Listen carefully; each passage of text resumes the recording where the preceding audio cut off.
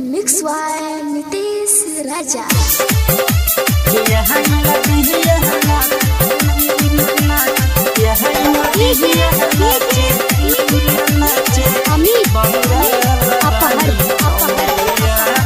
Recording by Muskan Music Kenhara।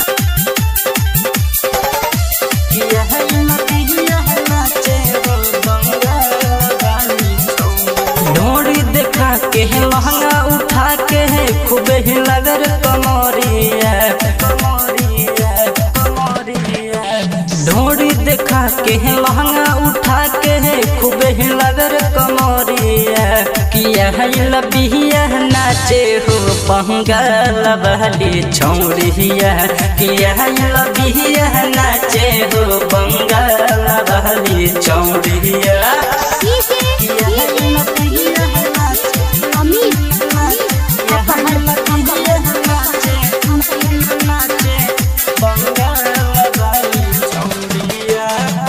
दस रुपया में छौरी गल चुमवा दे। ढोरी देखा के छौरी कनखी दबा दे।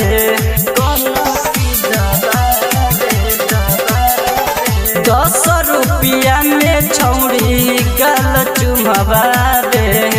ढोरी देखा के छौरी कनखी दबा दे। हिया बंगाली पत नहीं मानी कि चोली में धरे न मरिया। हिया बंगाली पत नहीं मानी कि चोली में धरे न मरिया। यह लबिया नाचे हो बंगाल वाली छौरिया। कि यह लबिया नाचे हो बंगाल वाली छौरिया।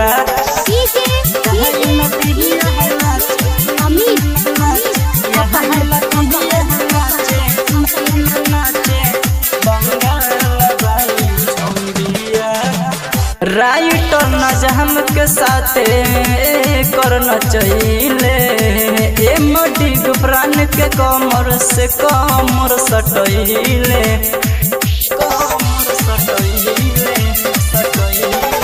राइटर नजम के साथे करना चाहिए।